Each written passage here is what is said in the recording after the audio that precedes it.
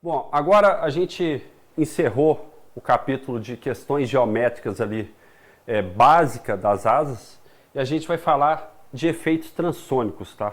Então vai ser um tópico sobre efeitos transônicos e asas enflechadas que estão diretamente relacionados, tá? Então eu decidi abrir esse tópico aqui com a foto do Busemann, que foi o criador da asa enflechada, tá? Então o Busemann, numa conferência, né, antes do início da Segunda Guerra Mundial, ele apresentou o conceito da asa enflechada para o voo em alta velocidade, tá? Então ele já estava pensando em voo transônico e supersônico, tá?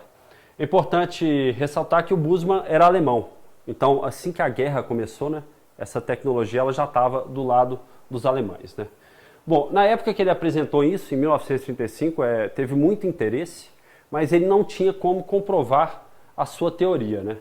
Então essa teoria ela ficou na cabeça das pessoas, mas também, por outro lado, não tinha tração suficiente, né? Os motores não tinham a potência necessária para as altas velocidades ainda, então foi algo que ficou na gaveta por um tempo.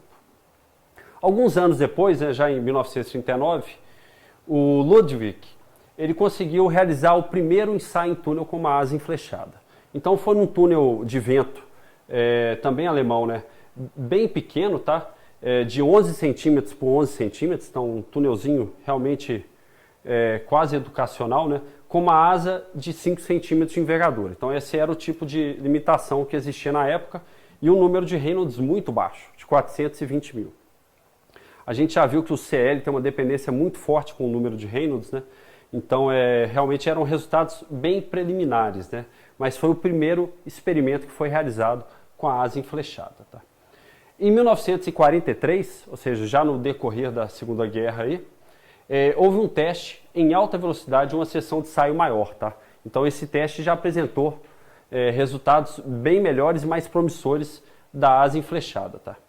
Apesar disso tudo, a asa enflechada ela demorou muito tempo para ser aplicada a uma aeronave real, tá? A gente vai ver aqui o resultado do Ludwig de 1939, né?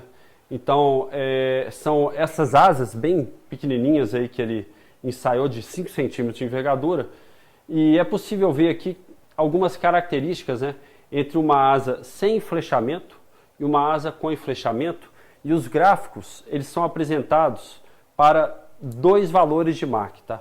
Para Mach 0.7 e para Mach 0.9. Então, aqui na asa sem enflechamento, a gente vê uma DCL de alfa, né? Essa curva aqui, com uma dada inclinação.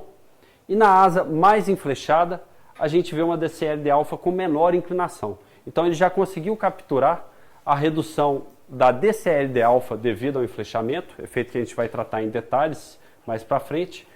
E o outro efeito muito importante que a gente vê é que com o aumento de Mach de 0.7 para 0.9, a asa reta ela apresentou um grande aumento de arrasto, né? Então nesse gráfico a gente vê o que ele chama de CA, que a gente vai tratar como CL, né? Por ângulo de ataque aqui, e também o CD, tá? Então é uma curva de CL alfa e também uma curva de CL CD. Lembrando que os alemães eles plotam a polar de arrasto na vertical, então eles sempre plotam o eixo do CL na vertical e o CD na horizontal, tá? A gente costuma plotar ao contrário, mas para ver o CD e o CL no mesmo gráfico, esse tipo de plot é muito útil. Então o que acontece para a asa reta é um aumento muito grande de arrasto, com o aumento do número de Mach, ou seja, à medida que você está se aproximando da velocidade do som, o arrasto vai aumentando tanto que ele acaba te impedindo de chegar na velocidade do som. Então por isso que eles não estavam conseguindo ainda realmente atingir valores de alta velocidade.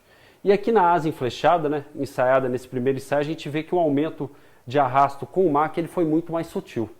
Então esse é o grande ganho da asa enflechada, e nessa época de guerra todos estavam em busca de uma aeronave de maior velocidade possível.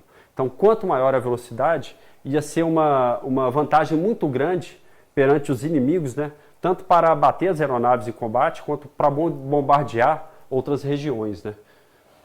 Então, em 1944, ainda no meio da guerra, né, surgiu o primeiro avião a jato, tá?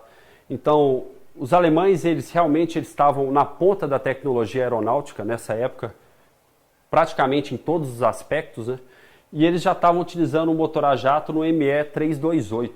Então foram fabricados 9 aviões, tá? Desse tipo. Ele era um motor do tipo pulso-jato. O motor pulso-jato ele não possui partes móveis rotativas no interior dele, tá? Ele é um motor que ele só funciona em altíssima velocidade. Então eles já tinham essa ideia e eles conseguiram atingir o valor de Mach 0,67, ou seja, 67% da velocidade do som, tá? Bom, em 1943 também tinha uma outra aeronave a jato, né? Que foi o Arado 234, né? E desse avião foi uma aeronave de grande sucesso e foram 214 fabricados, tá? Ele atingia Mach 0,69, ou seja, mais rápido que o anterior, e ele já era um motor do tipo turbojato, ou seja, ele realmente tinha os fãs funcionando dentro dele, é muito mais próximo do motor de avião que a gente conhece hoje. Então, o fã aqui da frente, ele comprime o ar, esse ar ele vai parar na parte da turbina, onde é injetado o combustível pega fogo ali. Esse combustível que expandiu, onde ele pegou fogo, ele gira uma turbina que está acoplada ao fã. Então essa turbina gira e toca o fã e o sistema continua funcionando, né?